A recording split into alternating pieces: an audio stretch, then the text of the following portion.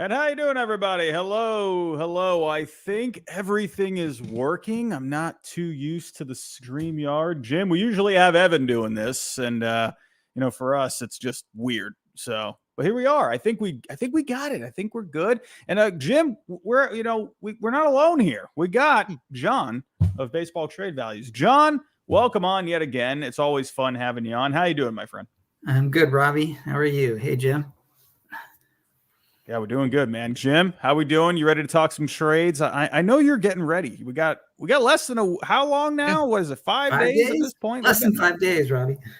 that's amazing that it's one of those things that feels like it is really far away, and then at the snap of a finger, it's right on top of us. I feel like I'm still in the mode of the trade deadline's 2 weeks away, and that is clearly not the case anymore. But I'm excited and I'm ready to see because look, at any point now we got to start seeing trades. Like we are creeping up on the weekend before the deadline. We're gonna have a few things cross the line early, I would hope.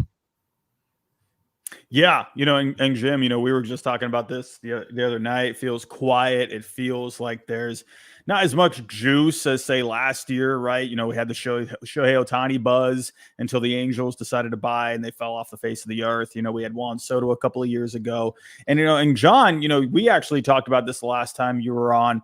You were saying you feel like you're going to see a lot of more last minute kind of moves.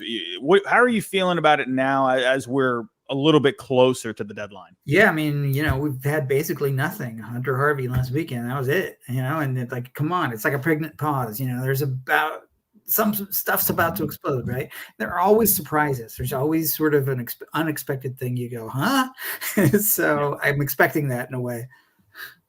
Yeah, me as well. I feel like teams, especially this year, it feels like you have a few more teams in the mix when it comes to, the wild card contention and whatnot.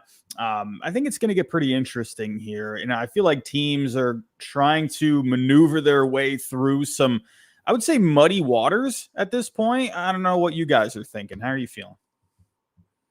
There's too many there's too many buyers or still wait and see teams and not enough sellers. I think if we had more sellers, we could maybe get more stuff moving. But realistically, what do we got? Like we got like 5 or 6 sellers, and that's just not enough. We need more.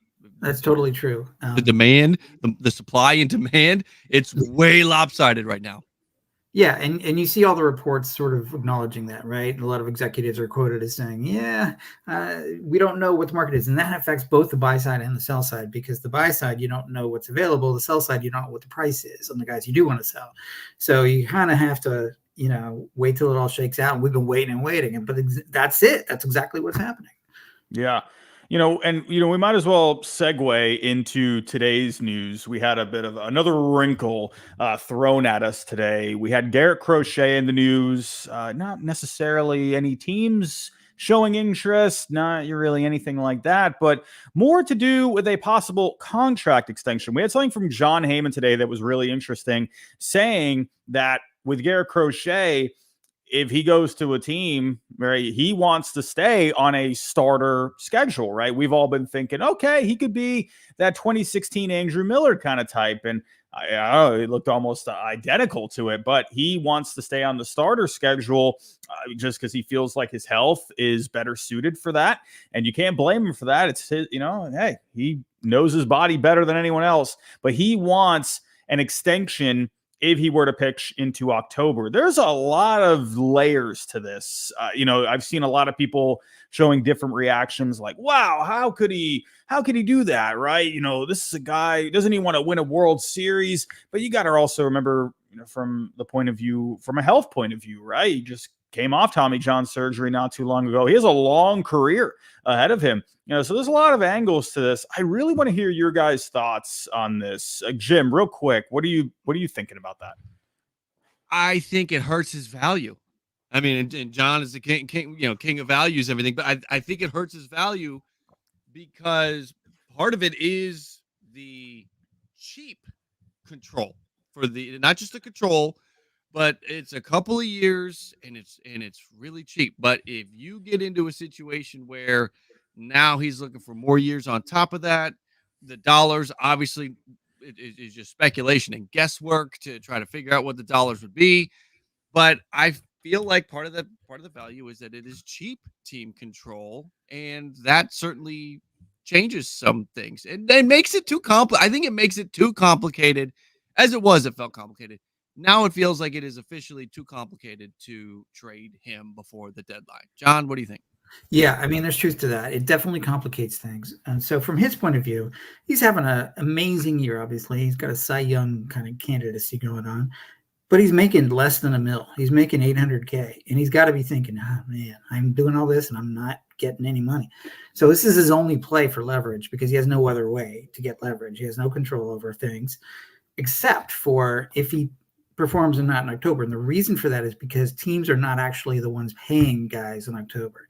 There's no salary. The teams get all that production in October for free.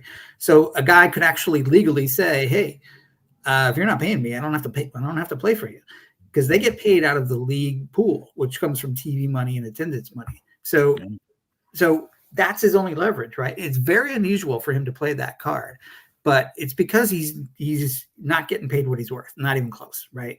So yeah, he wants an extension. You know, it's also partly because there's injury risk there, and he knows that. And so if he figures, okay, if I get some money now out of this situation, I can at least, you know, have an insurance policy, if you will, for any sort of future possible injury. So I think I think it's smart.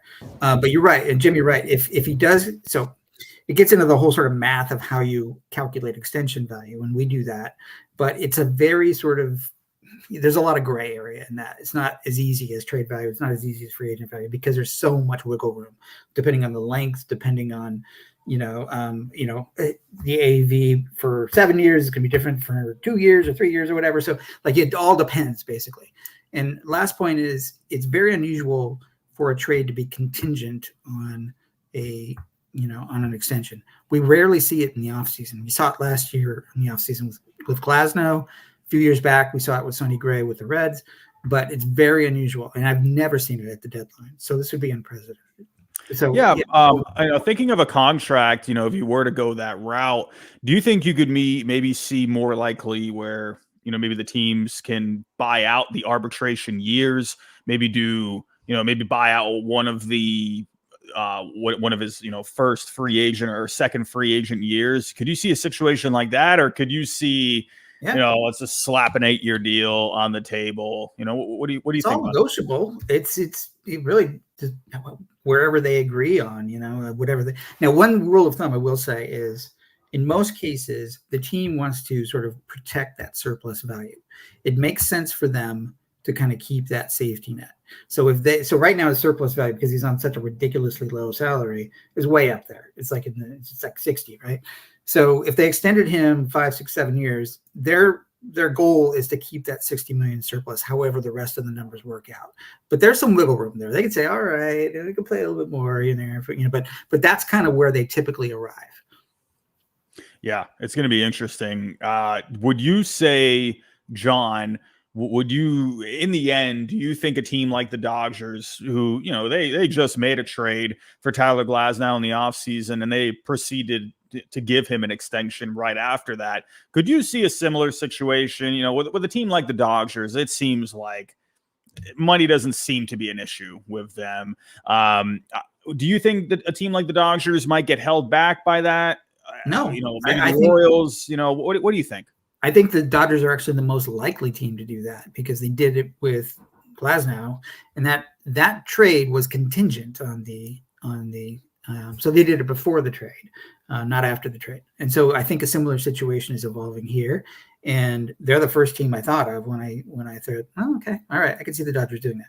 Now, they're a very smart organization, so they're not spending money wildly, because they know if they have a cost benefit analysis, right? And so they're figuring that, okay, we're over the whatever luxury tax hurdle they have.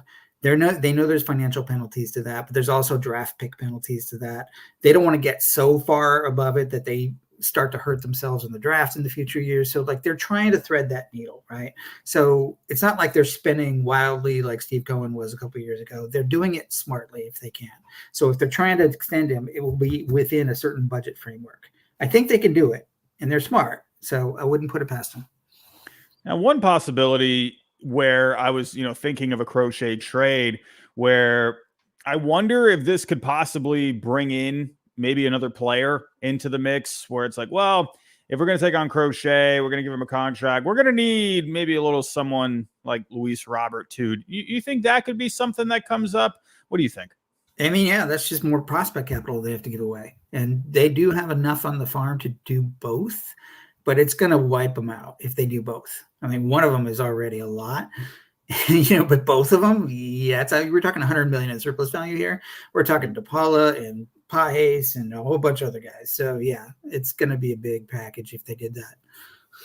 Yeah, and one last question there, just kind of talking about the values. Do you think his value really gets affected in any way? I know obviously when you guys are looking at the public information, you can't really, it's kind of hard to really tie this into value. But because baseball trade values uses ranges, could you see maybe the trade value going either way when it came to the low end or the high end because of this unique situation? I suppose a little bit. I mean, if you're going to ask a team to kind of spend a little bit more money, it really depends where they arrive. If it's an extension contingent thing, and that's a complicated thing. So they could go down, like I was saying earlier, they could go down a little bit on the surplus value number because that's what that is. They could go down to like 50 or 40, depending on how the contract would theoretically shake out. But other than that, I mean, there's a lot of interest in him, right? So there is enough of a market for him that, the White Sox can play one team off another team. But if it is totally dependent on an extension, that does cut down the market, and therefore there might be a little bit less. So it would skew, if anything, it might skew a little bit less. Yeah. Well, Jim, what are you thinking? Do you think the Dodgers are, in your opinion, do you think they're still going to be the most likely landing spot for Garrett Crochet, or do you think he ends up staying? You actually have brought up to where, maybe you think he could end up staying and they maybe revisit in the offseason. How are you feeling right now about it?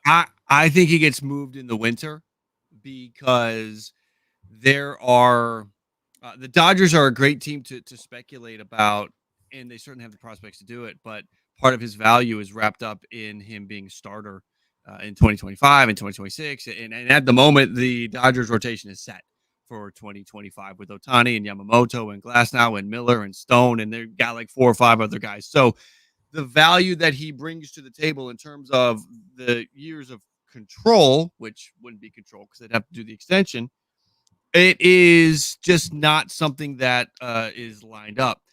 But I think you've got a White Sox situation where there will be more teams that could go and be in on his market next year that are just not in it right now. The Mets are not in it right now, but they could be in the offseason. Same with Atlanta. I think Atlanta would be all over Garrett Crochet in the offseason after Max Fried is already gone.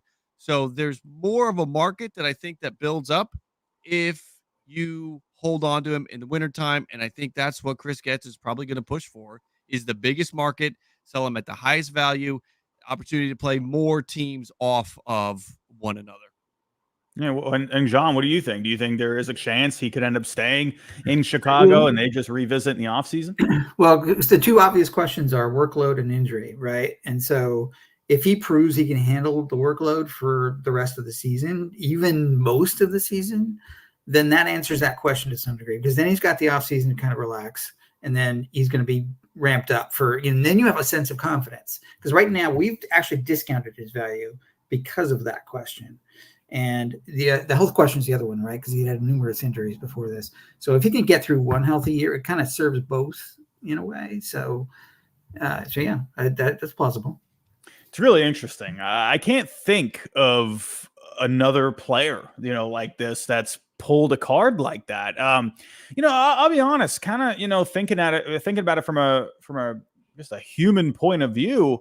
In a way, I can kind of respect it, right? Because it is his career at the end of the day, and he's obviously, he's very good, right? And I think at the end of the day, he just wants to preserve his value long term. So I don't really have a problem with it. I think especially with the money being thrown around today, I mean, you can't really fault the guy. That's just where I'm at with Garrett Crochet. I think it's really interesting, but we do have another guy on the market. Jim will be right back. He's trying to solve some microphone issues a little bit. He'll be right back here. But we got a guy by the name of Tarik Skubal, right? If you asked me this, John, in the beginning of the year, I would have said, absolutely not. Are you kidding me? Tigers, they're going for the playoffs this year. No way. Absolutely not. But here we are. The Tigers, they're on the outside looking in. Tarik Skubal's really good. He's not just really good. He's really great. This guy's been pretty amazing this year, looking like he's going to be easily a Cy Young contender. With Tarik Skubal, we've really seen just two teams. Maybe we've heard the Yankees here and there, but the Yankees are always in on any player out there, right? But it seems to be the Dodgers and the Orioles, where it seems more of the focus is on the Orioles. Where is your head at right now with Tarik Skubal? I'm personally really in that 50-50 range. I don't know. I'm just in a wait and see mode at this point. Where are you? I'm pretty much the same. I mean, we have Skubal's value at 105, and that's a really high price. But that also kind of aligns with what we're hearing from Detroit is they would only move him if they got a really high price. And so, okay, makes sense. We've had people kind of playing around with our simulator, and, Jackson Holiday as a kind of a lead piece wouldn't even be enough to get Skubal. You'd have to throw in one more typically. And so that's a high price to pay, right? So the Orioles are really the ones who could maybe do that. It's a painful trade, but they could probably swing it. If you didn't have Holiday as the lead, you'd have to have Kobe Mayo or Basayo in the lead. And maybe you could say, all right, well, a couple more guys in the package and you could get it done. But it is really putting a dent.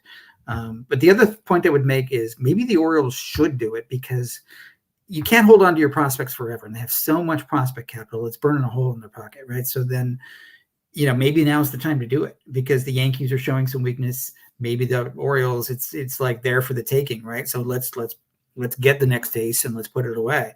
So I could see the logic of that. But I'm 50-50 because I don't know if they actually have the wherewithal to do it. I'll believe it when I see it. And actually, we just got some breaking news in. The Arizona Diamondbacks are in agreement on a deal to acquire left-handed reliever AJ Puck from the Marlins. Jeff Passan is reporting that. That is a rather interesting move. I was expecting the Diamondbacks to add something in my yearly one trade for each team. I had Andrew Nardi going to the D-backs. I was really close, man. I'm telling you, I feel like I'm right on the edge when it comes to guessing these guys. I was this close, but that's a big trade that just came in. For everyone live in the chat, we have a trade. We got something. AJ Puck, he's really turned it around over the last month or so. He has been pitching pretty well. John, immediate thoughts on this? What do you think? Diamondbacks are going for it. I like it. Jim, immediate thoughts? What do you think? Well, first of all, can everybody hear me okay? Or are we still having microphone issues? Much better. That's so good. Fantastic. I mean, I had literal poetry on the whole Garrett Crochet Dodgers thing, and I don't think anybody could hear it. So I apologize. It was good enough. Apologize to everybody. All right. So I do like it. Arizona adding bullpen pieces. I want to know the return. I will have a cohesive thought once we know the return. At the moment, this is fresh, and we don't know that yet. Because, I mean, think about we got years of control with AJ Puck, and I would put Puck ahead of Hunter Harvey, and Hunter Harvey brought a pretty nice return. So what is the AJ Puck return going to be? Because we're setting the market for what it's going to take to land these relievers. So that's what I'm most interested in. Yeah, what is the return? Yeah, and breaking down the numbers, right? He was starting some games, but then eventually he went to the bullpen. It always has seemed to just be his home, right? That the bullpen just seems to be the better place for him. But he has been much better as a reliever. As a starter, he was walking 11 batters per 9, which is mind-blowing. He had a 6.29 FIP. But as a reliever, He had under 2 walks per 9 and a 2.42 FIP. Just much better numbers across the board. And just looking at just basic ERA, I'm sorry, everyone. I'm just trying to find these numbers. Here we go. So he had a 9.22 ERA over 13 2/3 innings as a starter. And as a reliever, it was a 2.08. So I think we're all in agreement that he's a much better reliever at the end. Let me add this in. He has 8 appearances in July. He has allowed 1 hit, 2 walks, 0 runs. So he's been lights out in July, and we started to see it coming around in June. In June, he allowed 4 runs over 13 appearances, which is a little high for a high leverage reliever, but it's been lights out in July. This is a great get for the Arizona Diamondbacks. Yeah. And again, this is going to push because the Diamondbacks are one of those teams that are sort of clustered up in that group of wild card teams. So this is actually a very fascinating trade. I like it a lot because it gives them a different look at the back end of the bullpen. They got some guys back there that are pretty nasty overall. I like the back end. I feel like when it came, middle of the bullpen, a little shaky there, but that gives some extension, but it also gives them a lefty back there, right? Really mixes things up there. I think it makes a lot of sense for the D-backs, but they're also going to be getting guys back off the IL, right? You're going to be getting Merrill Kelly back eventually. Gallen's back now. Hopefully Jordan Montgomery comes back and, he's doing fine. Eduardo Rodriguez hasn't even been seen this year. He'll be back here. So the Diamondbacks, they're really, if you count guys coming back from injury, they're going to be having quite the deadline at the end of the day. I just want to throw out there, I had Andrew Chafin as in my latest predictions video, my predictions 2.0. I had Andrew Chafin because the Diamondbacks right now in their bullpen, it's Joe Mantiply. That's the lefty. They needed to grab another one, and I had predicted Chafin. Puck is a better get. Yeah, I like Puck. I'm a big Nardi guy. I was thinking Nardi could be a really good fit there, but I think Nardi would have been a bit more expensive. I believe there's a little bit more control there. So there is. Yeah. I would imagine this return is going to be, at least pretty decent. I would imagine here. We got some news. Got it. Yeah. So return is Davison de los Santos. Oh, wow. Okay. And apparently one other minor leaguer, we don't know who, but presuming that the De Los Santos is the lead one, it looks like a fair deal, maybe a little bit of an overpay depending on the other one is. We have Puck's value at 8.2. We have De Los Santos at 8.0. Yeah, this is a pretty good looking deal. And who was the other piece? I'm sorry. Yeah, De Los Santos. It hasn't been reported who the other prospect is. We just know De Los Santos right now. This is a good. I mean, Davison. Yeah, for anybody that doesn't know, Davison de los Santos. I mean, power bat, and he's close. A really good year. Power bat. He is close. If you're Miami and you're grabbing pieces, you need to improve that lineup. He's at AAA right now. I would be shocked if Miami starts the clock and brings him up the last couple of months. So he's probably a next year guy. If I have any kind of read on how that front office, how Bendix is going to run this thing, I got to think you'll see him next year. But wow, a power bat that had been mashing at AA and has continued to do the same thing at AAA. Yeah, great return. And the other prospect is Andrew Pintar, who I'm going to have to look up. It's not a name I know off the top of my head. You said Pinter? Pintar. Okay, yeah. So he has a $2.5 million value.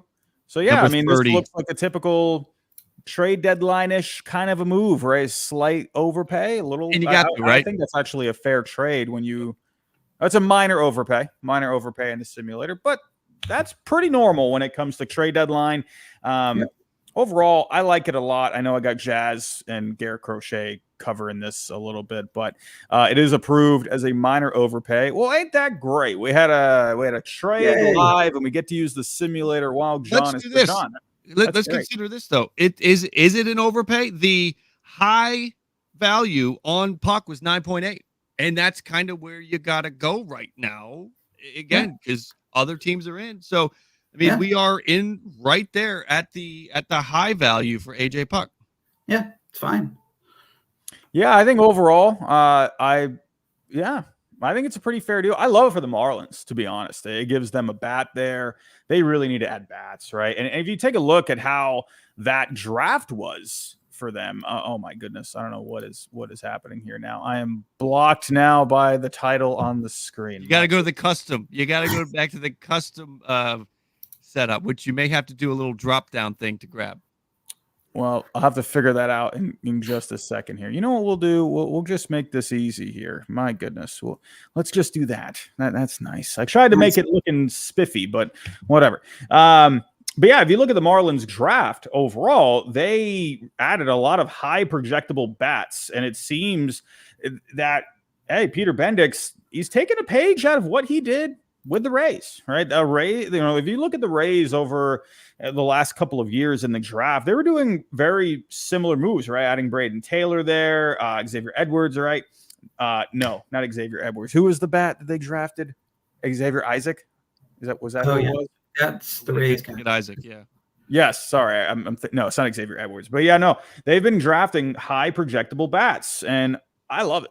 I think it's a great move for both sides. I like that the D-backs are staying aggressive here. Good move. So, yeah, works for me. Well, cool. Well, that's the first time, I'll say it again, John, that you've been on and we've had a trade happen live and we got to use the simulator. And worked out just fine. Perfect. So, all righty. Well, let's move on here. Hopefully, that'd be nice if we can get one more. But where were we? I think we were talking Tarik Skubal, right? Let's try and rewind a little bit here. So when it comes to Mr. Scoobs, do you think he ends up getting moved at the end of the day? I mean, the Orioles, when you look at the flexibility that they have, you were mentioning they got a lot of prospects here. And at some point, you got a bit of a logjam there in Baltimore. Jim, you've talked with Ryan Ripken quite a bit. I'm sure he has mentioned this a few times. I feel like they have to do something here. John, if you were running the show there, are you getting rid of a Jackson Holiday to get a deal done? If you have to, you have to. I mean, it's a tough call, though.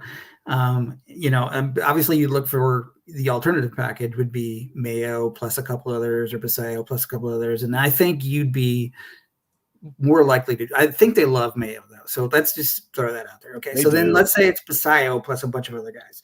Probably that's the more realistic package, right? The Tigers, yeah, they could use Basayo. They don't really have a catcher in the pipeline that they can count on necessarily. And they'll want a couple other guys. I mean, they're not a complete team, obviously. They don't have enough of a core, so I could see them being interested from that perspective. And Skubal only has 2.5 years of control, and if you kind of play it out, when are the Tigers really going to be contenders? Maybe if you squint next year, the year after, that would make sense. And at that point, it's Skubal's last year. So if you don't extend him, you can see the logic of trading him now. It depends on where they see their window.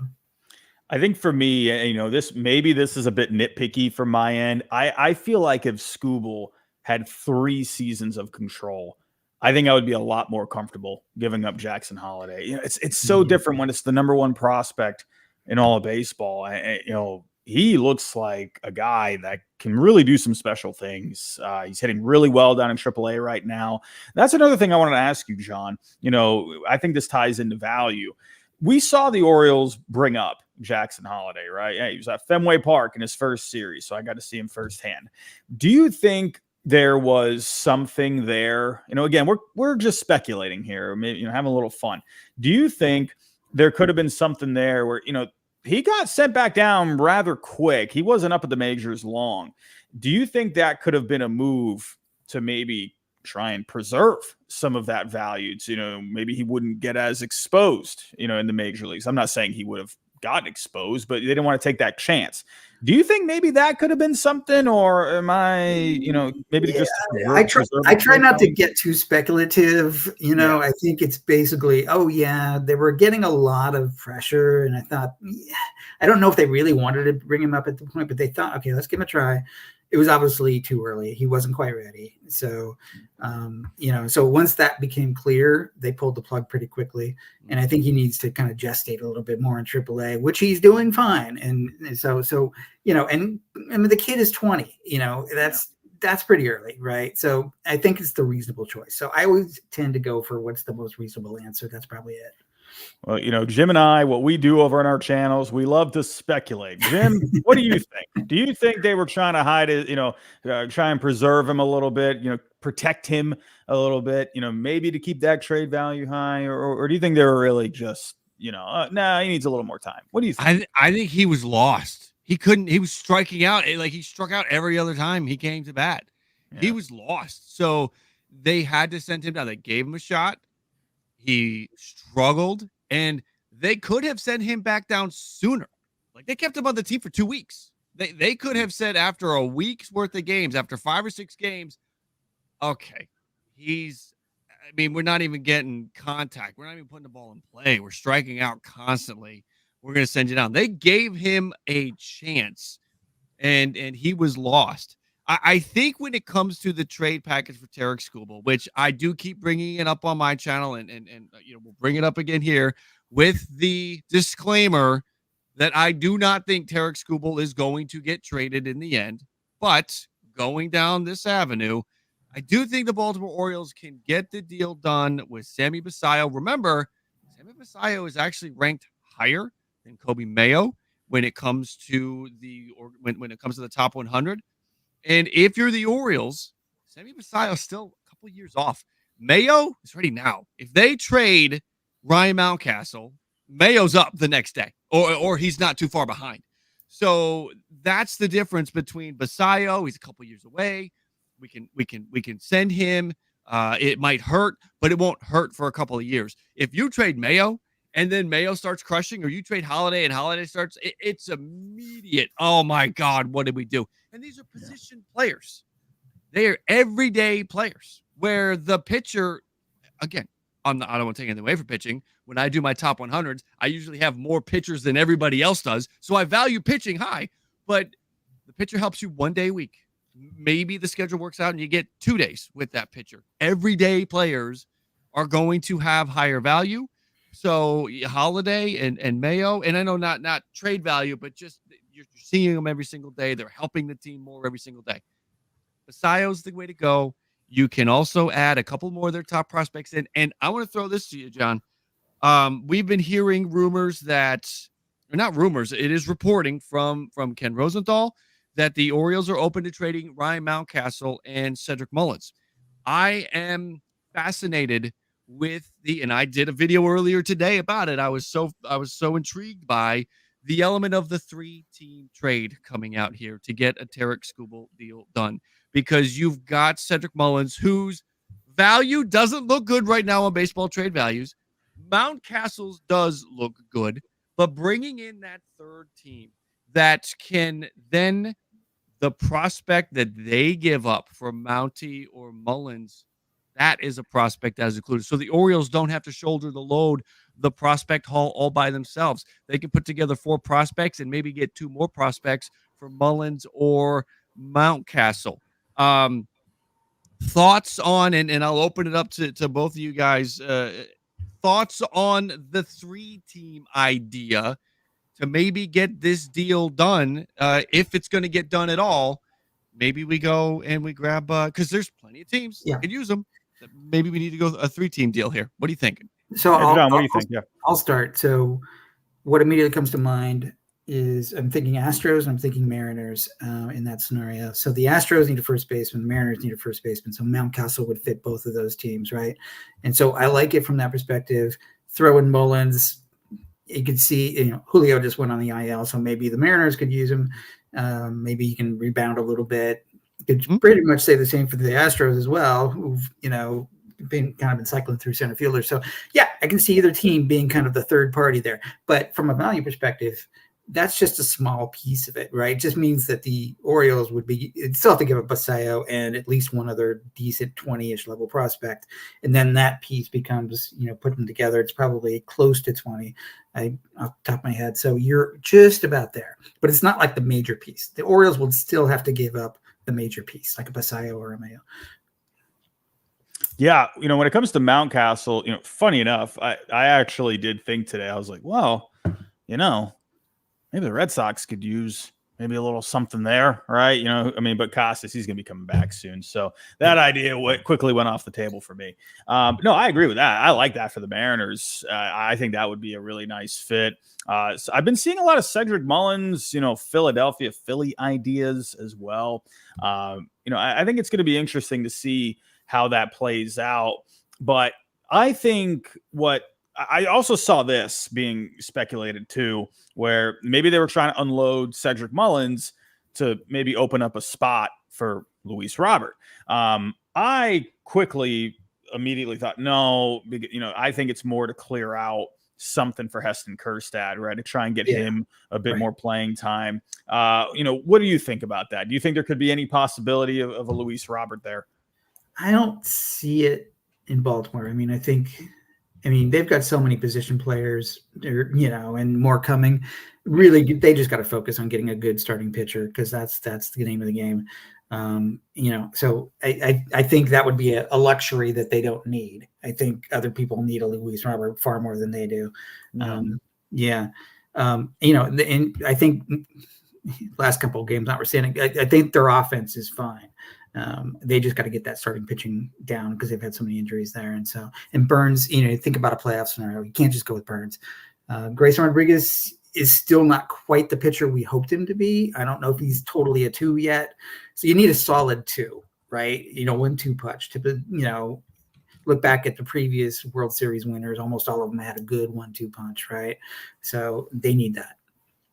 Yeah, one idea that came up in my head, because I'm thinking like, all right, what if the Tigers just don't move Skubal at the end of the day? What if they feel like, what, it's just worth it to keep him? Crochet right now, he's penciled in for the Dodgers rotation in my head.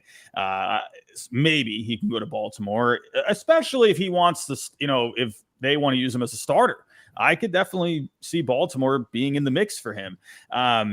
But let's say those two are just off the table. Baltimore looks elsewhere. Are there any other pictures on your mind for Baltimore? I was thinking for me personally, I wonder if maybe, I don't know about this one. Probably not. I feel like it's a little bit hopeful.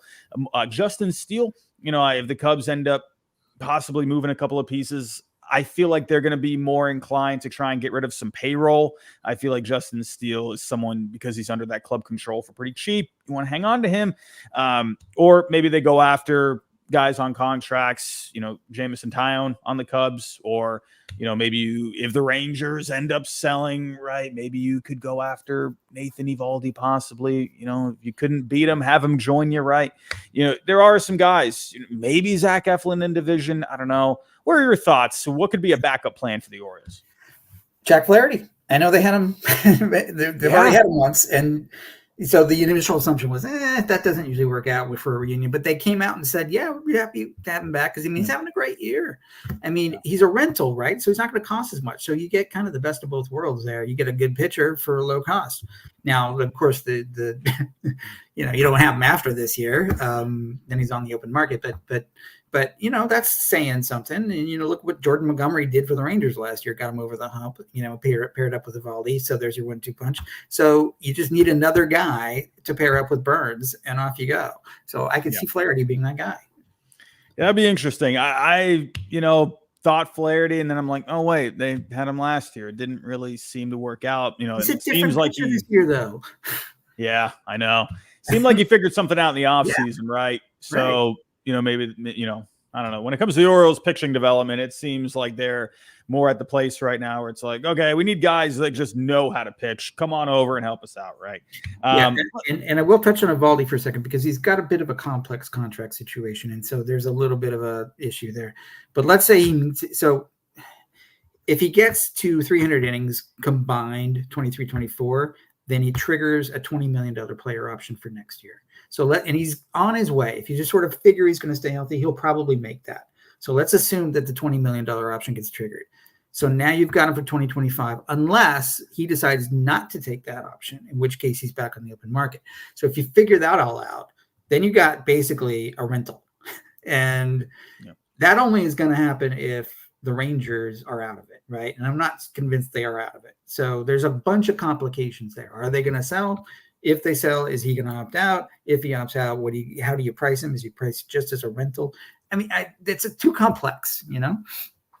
Yeah, the Rangers, it's so interesting. I'm thinking, yeah, they're that fatigue that's set in, that World Series hangover, it's there. I don't know if they got it, but here they are. They've won 5 straight at this point. They're 2.5 back in the division. So yeah, I'm honestly at this point now where I think they're just going to roll with it. They're going to be getting guys back, DeGrom, Carter, Young. I mean, this Rangers team, honestly, they could end up being this surprise team in the second half, and maybe they go on another run here again, when they're healthy. And you got DeGrom back this time. It's going to be interesting, but kind of segueing into, I was going to wait for this topic for a little bit later, but since we're here on the guys that are under contract right now, we've got a few of them on the market. You got Jameson Taillon popping up all over the place.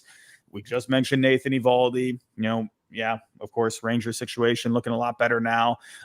There are, Zach Eflin's out there too. Out of all those guys, which one do you think is the most likely to end up getting moved?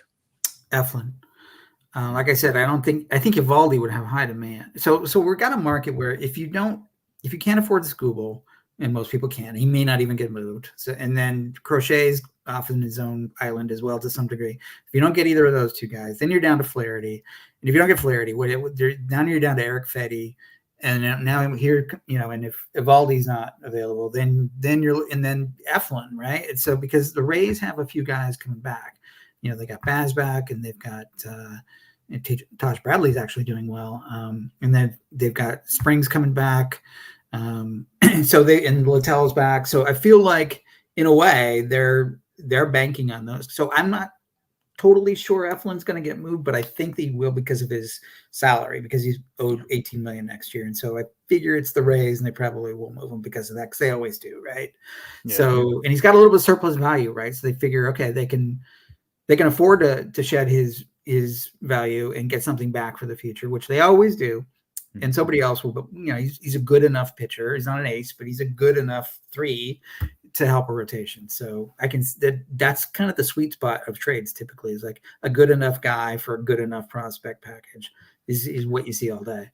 Yeah, and I think you use just the 2 correct words there, sweet spot, right? Yeah. Where you're not going to have to give up a haul, right? Right now you only got basically 2 teams that are prepared to give up a haul, right? The Dodgers and the Orioles. Maybe a couple other teams, I don't know, maybe they end up getting a bit more motivated, I don't know. But I think, like you said, I think they're the sweet spot guys where they can make a difference in your rotation. Of course, Nathan Eovaldi can, seeing what he's done in the postseason, he can absolutely make a difference, right? But I even think Jameson Taillon can make a difference. And I feel like my Red Sox, we talked about this on your space before this over on X.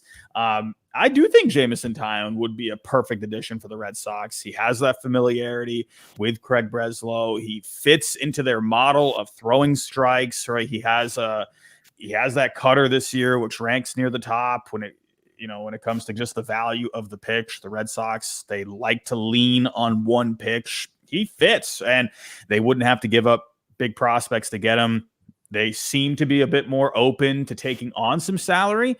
I think he's perfect. We'll see though, right? The perfect fits, they always never seem to work out, but we'll see. But Jim, we were just talking about some pitchers that are on contracts. We got Zach Eflin, we got Nathan Eovaldi, Jameson Taillon. Which way are you thinking, Jim? Out of those 3, which one do you see getting moved the most? Jim, can you hear me? Jim can't hear me. Okay, we're moving on. But let's get to our next topic here. Perfect. We just had the Marlins involved in a trade here tonight. And they also got another guy here that they could end up getting moved to bring back some decent prospects. He's a lightning rod, and he actually has been a bit of a lightning rod on baseball trade values when it comes to the trade proposals on there. And that's Jazz Chisholm. I think this is one of the most compelling, going back to 2019, out of all the players that have been in mock trades on BTV, I feel like Jazz Chisholm is the most interesting one, right? Because he has, some nuances off the field. We've just been reported recently that teams are very much aware of how he is and, his personality. Some teams don't seem to mind it, according to reports, that they see the talent there. And, you've mentioned before, he's just about to go into his prime years as well. He's cheap. So there's a good argument for both sides of whether or not trade for him. But I feel like there tends to be a bit of an emotional reaction with Jazz Chisholm. If you go back to, some choice words that he had about Miguel Rojas in the offseason, where he's questioning leadership. There's a lot to digest with Jazz Chisholm when it comes to his value right now. He has a pretty high value. He's going to cost a lot. I'll wait till we get to that. But look, I guess, what are your thoughts on Jazz Chisholm here, just overall? Do you think he gets moved? And what could you see maybe the package looking like? So I do think he gets moved. There's enough teams looking for offense that I think, he'll be interesting. I do think his market is somewhat limited because of the issues you brought up. I mean, he's got to be the right fit for the right team, right? You put him on the right team, he could just go off, right? Because he's got the level of talent. And, he showed it in glimpses in the past. And, he settled down a bit, but he's playing for a losing team. He's one of those guys that you sort of figure, maybe doesn't perform as well. He doesn't give as much if he's on a losing team. But if you put him on the Dodgers or somebody, then he would explode. I don't know if that's true, but that's the perception. But in terms of our value, we have to kind of stick to the numbers. And his numbers are just sort of slightly above average, right? So the perception is he's got a lot of swag, but there's not enough substance to kind of justify the number. So you can see him going for a little bit lower than the number would suggest. I wouldn't be surprised by that at all. I think it skews a little bit more that way than it does to the high end because of that. Yeah, I think Jazz, I think he's, the way I've been thinking about it, he's like the better Alex Verdugo, right? They both have sort of that personality, but it seems like the numbers don't really live up to what, what the talk off the field, right? It's a different conversation for a different day, but he does have a pretty high value. I think there are some pretty good fits for him. The Pirates have been mentioned. The Yankees have been mentioned as a possible team. There are some places out there. Jim, what are your overall thoughts on Jazz right now? Do you think he ends up getting moved? Do you have a team in mind? What do you think? One more time on the mic check. How do we sound? We're good. We're good. I've actually changed. I've changed devices. I'm now on the side laptop, so hopefully no more issues. I was asking John before we got started, what does personality come into the values that are calculated in the algorithm? Because I think that the attitude that he carries is going to hurt his market at the very least, and the number of teams that be willing to trade for him. And therefore that will bring the trade package down. If there are just less teams interested in him, I believe you could make a case for 6 or 7 teams. But when I think about the clubhouse impact, I really circle back to one team that I think is a good fit. I don't know if this is going to happen, but we know this team has talked about it. It has been reported by John Heyman. And I think the New York Yankees are a great team to go out and trade for Jazz Chisholm, because they are looking for a second baseman beyond this year as well, because Gleyber Torres is a free agent. That's one element. The other element is he walks into that clubhouse, and he looks to his right, you got Aaron Judge. You look to your left, you got Juan Soto. You look behind Aaron Judge, you got Garrett Cole. These are monumental leadership personalities that won't let Jazz Chisholm become a problem. They are too big, and I think they have that clubhouse, that culture locked down. If he were to go to a young team, I would kind of worry. Worry if he went to the Pittsburgh Pirates or the Kansas City Royals, even though there's a fit. I think the Seattle clubhouse, and again, I don't know this for a fact, but they're struggling. Like, things aren't great there right now. And I know, again, the Yankees are struggling too. Things aren't great there either, but the Yankees have those big dominant voices. Yeah. Seattle, maybe they kind of do, but not to the degree the Yankees do. So I think that there will definitely be some hurdles to overcome to trading Jazz, but I think he ends up getting moved. I think they find a suitor, but it'll just be interesting to see where he goes, and in the end, we find out what teams were actually in on him. Yeah. So, Jim, to answer the question you were asking earlier, we don't model personality issues because it's just come on, John. So yeah, yeah, we're certainly aware of it, but then there's so many things you don't know. We don't hang out with the guy, who knows.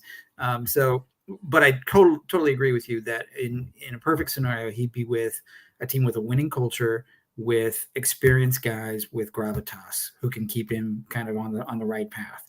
And so the Yankees are a perfect fit in that regard.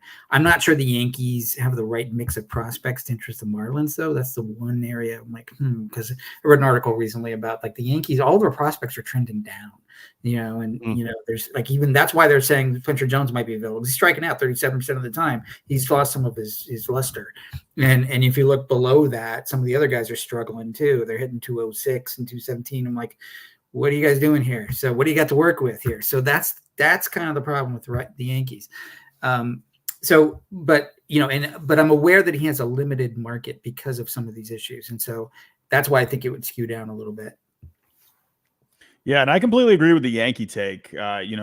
Judge, you've seen a couple of instances this year where he's really, stepped up into that captain role. You've seen him talking with guys in the dugout, and you got Soto there, obviously. Soto is looking to win a World Series. He's even said himself, right?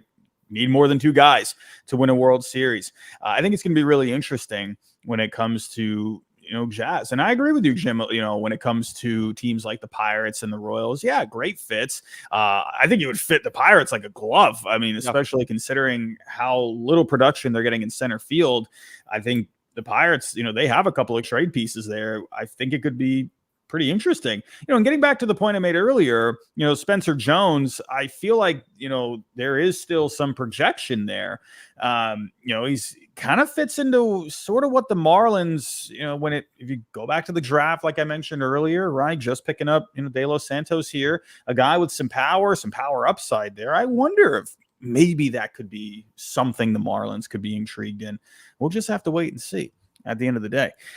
Taking a quick little break. We're going to be wrapping things up here soon, but we do have a super chat here from Sound FX, one of the longtime followers on the channel. He says, I hate to be pessimistic, but I'm worried about this deadline being mostly a stare down. From what I see, a lot of teams need depth and pitching, but the prices right now are ridiculously high. Any thoughts on this, guys? Yeah. So the deadline is a deadline for a reason, because it's a forcing function. So there's going to be moves. So he's right, because there's a stare down now, because we're still 5 days away and there's still some uncertainty. But the dam is about to break. So we're not going to get through the entire period with nothing breaking. So that will happen because the deadline forces it to happen. Teams got to make moves. It just feels weird. It feels like a stare down right now, because there's so much uncertainty, as we mentioned. Yep. And when it comes to deadline day, it's hopefully the dam breaks loose and we got stuff going on. But thank you, Sound FX. Really appreciate that. But let's kind of, start to sort of, start to try and get to the end point here, get to the finish line. We have a couple of teams that, like we mentioned at the beginning of the show, right? It feels like you got a lot of teams buying. You don't have a lot of sellers. I want to ask both of you, if you have one team that you're very interested in, you got the Dodgers, right? You got the Orioles. Of course, we're all going to be keeping our eyes on those two teams. Do you have one team in particular where you're really intrigued with what they do? Jim, any teams on your mind? From a buying or a selling standpoint, I'll try to maybe do one of each. From a selling standpoint, these guys right here, the Toronto Blue Jays. Blue Jays are fun. I think that is they are along with the White Sox, two of the teams that fan bases want to pick apart, and we'll see what they do. Everybody knows where I stand at this point on Vladdy, and where I stand on Bo, and all of the free agents. So we'll see what happens there. And from a buying standpoint, I'm going to say the Atlanta Braves, because they have World Series goals and aspirations, yet they don't look like a World Series team. And Alex Anthopoulos is one of the best general managers in baseball. He's got a lot to do. And any under the radar or savvy looking trades might not get the job done. They may need to go all in and make a splash or two. So if that's the case, what prospects are on the move? AJ Smith-Shawver, Hurston Waldrop, are they available? So I'm interested to see what from a buyer standpoint. Yes, there's certainly the Dodgers and the Orioles. The Mets are creeping up into that standpoint, see what they want to do. The Royals, the Pirates, to what degree do they buy? But the Braves are the team that's the one World Series or bust team here that really hasn't achieved that level, and they're dealing with a ton of injuries, so they got a lot of work to do. So I'll say from a buyer standpoint, the Braves, seller standpoint, Blue Jays, and I'll kick it to John. So from a seller standpoint, I'm going to reveal my Oakland A's shirt here. I'm an old Oakland A's fan. Oh, we had some bad news today, unfortunately, with Mason Miller. Yeah, but that's a minor thing. But Yeah. What are they going to do with Brent Rooker is kind of an interesting question. They don't have to. He's still got 3 years of control after this, but he's 29, so he's not like a piece that they would build around. He's hot. He's been in a little bit inconsistent before. He obviously was a waiver claim back when, and so they can sell high on him right now, and they probably should. But I'm interested to see if they do or not. But I also mentioned that because they've got a few other guys that are interesting that they've kind of picked up here and there. Lucas Ursag is another sort of reliever who might get moved, who's got some great stuff. He's a converted third baseman. They've picked up guys off of the scrap heap like Miguel Andujar and JJ Bleday and a bunch of other guys that some are performing better than others, but like they've been doing it. So they might make hay with they might cash in a couple of those chips. We'll see. So that's the selling thing I think is really interesting. The buying side, I'm going to stick in the AL West and go with the Seattle Mariners because Jerry Dipoto is itching to make a deal. He's got a lot of pressure on him in that seat. And if fan base is frustrated and they're hungry for something, they got the great pitching staff, but no offense. But he's got 6 prospects in the top 100. Again, prospects burning a hole in his wallet. So he's got to do something. And I think he's going to make some moves. So both of those teams, I think, are going to be interesting. Yeah, for me, I think from a selling point of view, I'm actually very intrigued with the Angels. I really want to see what they do here, right? Because they've been such a weird team over the last couple of years, right? They could have moved Ohtani last year. They stuck with it. They ended up getting Giolito, and then everything exploded. I'm actually very interested to see what they could do here, right? Where they're at a clear selling position. I would like to see what kind of a route they take. Definitely curious, right? When it comes to the Angels, when it comes to a buying point of view, I got a couple of teams.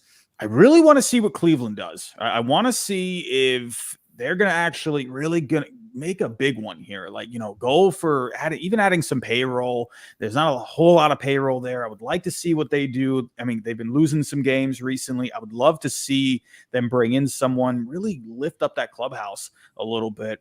And the St. Louis Cardinals, right? The Cardinals got off to the weird start.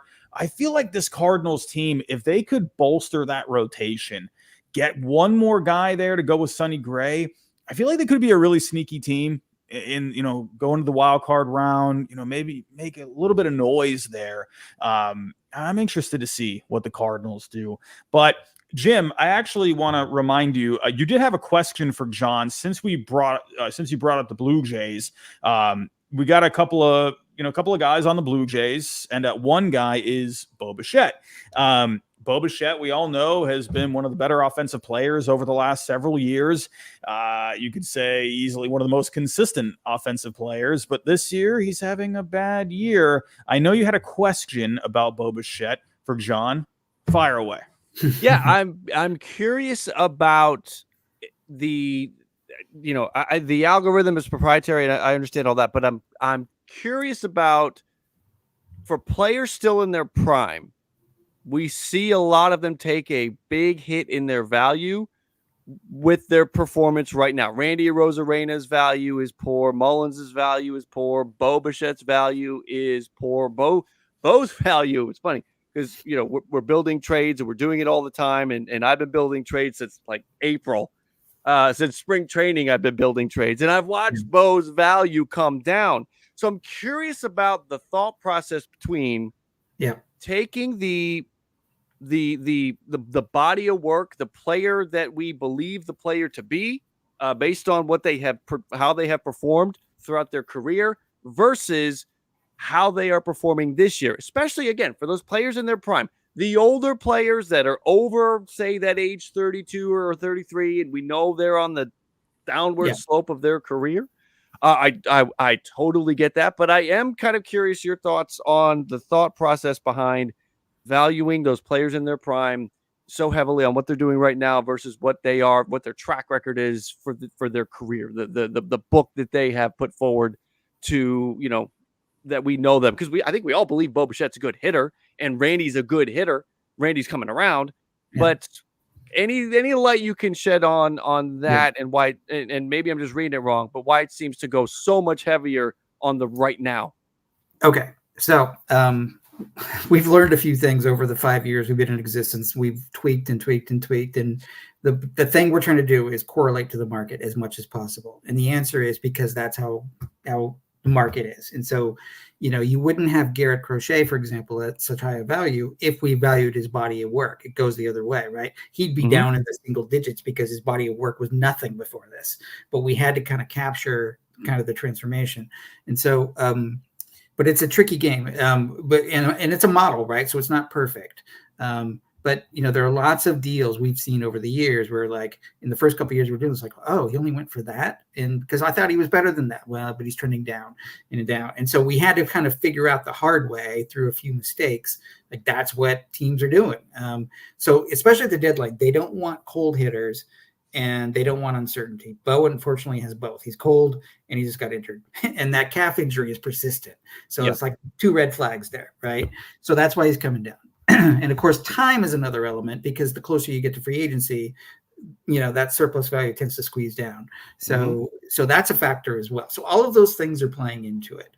We know he can be great when he's on, but it's basically saying it's raising questions, and it's the probability of being not as good as he was before is getting stronger and stronger as time goes on, and as the underperformance persists. And that's what we're capturing.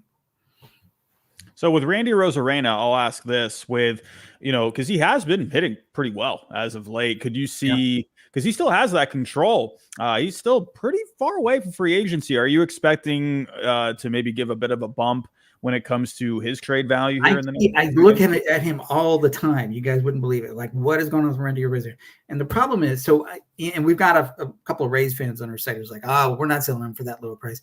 But what they're doing is they're completely ignoring his cold start. And we don't want to cherry pick, right? We don't want to say, yeah, but what about the cold start? You know, that really depressed his numbers, right? Because if you start playing that game, then you go, okay, what else can you cherry pick? And then everything starts to fall apart. So we're sticking to the middle, right? So the numbers are what they are because that's what he did, right? And so as time goes on, the more he outperforms, the more that will correct. But the other problem is he's getting expensive. And because his arbitration number is a little bit high, and that's because he put up some surface numbers that drove that number higher. And as we know, arbitration builds on itself over the years. So he's going to get more and more expensive. So from a surplus value point of view, even if he gets a little bit hotter and hotter, there's still that factor to contend with. So it's not going to get that much higher. Yeah, it's very interesting. It's you know, what I've liked too is that, you know, you were seeing even more updates, you know, over the last year or so, where, because it's such a fluid situation at the end of the day. I literally swear I was looking at Bo Bichette 3 days ago and he was like in the 20s, and now I think he's the injury really killed it, because he's missing so much time. You can't trade for a guy and then not have him perform. You know, right. So. Yeah, and I think especially as you get so close to the deadline too, it becomes even more fluid at that point, right? You know, if it's, say, still May, right? You know, you can kind of wait it out a little bit. But now, you know, this is crunch time here. But speaking of time, we are at the end here. We are going to wrap this up. I will ask you guys one last question to wrap things up here. Who is one player you are the most excited about, the most intrigued about this trade deadline season? if you can try and avoid Garrett Crochet and Skubal, that because we all are excited to see where they go. But if you could pick one player that you're very, very curious about to see where they end up, who do you got? Jim, I'll start with you. We were just talking about him. Randy Arozarena. Randy Arozarena to the Dodgers feels like a home run. The Seattle Mariners could swoop in and steal him, though, because the Mariners have that need. So Randy's the guy, because I feel like Luis Robert will end up staying put, and Randy may be the biggest name dealt at the deadline. So I'll say Randy, just because of where he could land, how good he is, how exciting he is in clutch moments in the postseason. I will go in the interest of staying away from Skubal and staying away from Crochet. I'll say Randy Arozarena. John, what do you think? I don't think there's any like big bears lurking in the woods that we haven't kind of uncovered. And if it's not Skubal, it's not Crochet. It's not like another huge name. I don't think it's going to drop. So I'm looking at kind of more middle level like guys that we haven't talked about. And the name that comes to mind is Matt Chapman. And the reason I'm thinking about him is because he's going to opt out at the end of this year. So he's effectively a rental. It's actually outperforming his contract a little bit more. He's on the Giants, and I got the feeling that the Giants are going to end up selling because they're just kind of stuck. And so who do they have to trade? Oh, look, there's a rental. Oh, look, it's Matt Chapman. Who needs a third baseman? Maybe the Yankees. He's not going to cost them much in prospects because he's just on a rental contract. So I'm thinking Matt Chapman to the Yankees. That'd be pretty fun, honestly. Yeah. I think that would be really interesting. That's a name that you're not really thinking. The Giants are a weird one. I don't expect them to do much. For me personally, I feel like Brent Rooker is that guy that could really change up a lineup. I would love to see it with the Braves. I know they got some other things going on that could create a log jam at some point down the road, but I don't know. To me, you figure it out when you get there. I feel like they need someone like that in that lineup. I will also mention one more team that I'm very intrigued with. I mentioned, the Cardinals earlier, mentioning the Angels earlier. I'm very intrigued with the Cubs. I really want to see what they end up doing. And one player that I'm intrigued with, I don't know if he's going to get moved or not. I would say Nico Horner. I feel like the Cubs, they could get a few good pieces for him. You got a couple of guys there where like Matt Shaw, Triantos coming up the pipe. If they wanted to maybe acquire someone in the offseason, through free agency, maybe they can go that route. I feel like Horner, that's the kind of a bat the Mariners really, I think, could use. And I think he would fit in pretty nicely right now, especially with Crawford out. That's a bat they need. Someone that makes contact, doesn't strike out all that much. He'll give them some speed, some defense as well. I feel like he would be a really nice fit there. I think he could, I don't know, maybe the Yankees could bite on someone like him. I'm not sure if that could be a fit. But again, he offers those things where, the Yankees could use someone like that. I'm interested in him, but everyone, we're going to wrap this up here for tonight. Any closing thoughts, guys, before we wrap this up?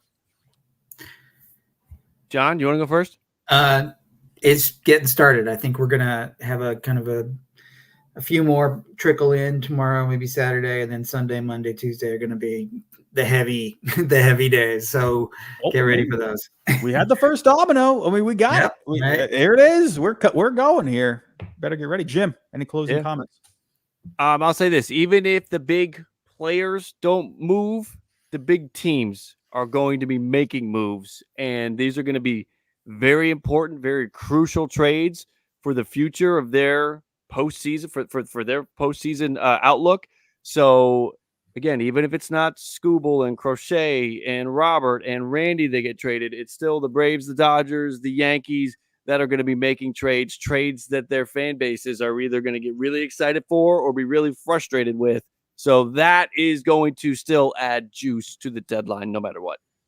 Yeah, I agree. I mean, there's a lot of names out there. Even one other name, I'll throw it in there real quick. Maybe Michael Kopech could be interesting. He's been pitching pretty well in his last few appearances. Maybe he's heating up at the right time. We'll see. There's a lot of names out there. It's going to be a fun few days here. But everyone, thanks for joining us here tonight. John, as always, thank you so much for coming in here and telling us what you think. highly respect what you think here on the channel. It's always good. I feel like we learn something new every single time you come on here. So it's always a pleasure. Jim, thank you so much. Appreciate it here. But everyone, on the way out, if you can, go subscribe to the Barreled Up podcast. We are on anywhere you find your favorite podcast, whether that's Spotify, Google, Stitcher, Apple, wherever. Go subscribe. Make sure you have that downloaded, and give us a 5-star review if you can. And John, give us a little something. What's going on over in your realm? Tell the audience here, in case anyone is new. Where can they find you? What's going on with BTV? So I run baseballtradevalues.com, and it's heating up. This is our prime time. Lots of trades to kind of work through. We have a very popular simulator. We did move to a subscription model a few months ago. And so, we do charge for access to it, but it's not a whole lot of money, and it's a popular thing. There's a lot of trade proposals to weigh in on, comment on, play around with it your own, have fun with it. The whole point of it is to have fun and track along with the market as we hit trade deadline season. And you got some, and yeah, you're starting to get some bigger names out there that are jumping in. Craig Mish, he was in the space earlier. That's the Marlins guy over there. We've seen plenty of guys out there starting to take notice. It's always fun. Even if you're just bored, you can just go play with that. It's like a couple bucks a day, basically. Not that big of a deal. But everyone, thank you so much. If you can on the way out, hit that like button for us. Subscribe if you're new to the channel here. And Jim, let us know anything going over on your channel here in the next few days. Everything trade related. You name it. Fake trade proposals, reacting to crazy stuff, good stuff, breaking down trades as they come through. You name it. Everything Robbie's going to be doing, I'll be doing, and we'll try to get together and do it together like we did today. What I do know for us two, we're going to make trades and people are going to yell at us for the next few days. Yep. It's always fun. It's always nice for people to, well, I don't know about you. I don't know if you get those comments, but I got people telling me I'm an idiot every single day. So I can't wait. It's going to be fun. But everyone, everybody loves my 3-team Tarik Skubal trade video. It is amazing. It is the first time ever 100% like rate. It's amazing. Tell you, man, it's always fun around this time. But everyone, have yourself a great night. We'll talk to you next time.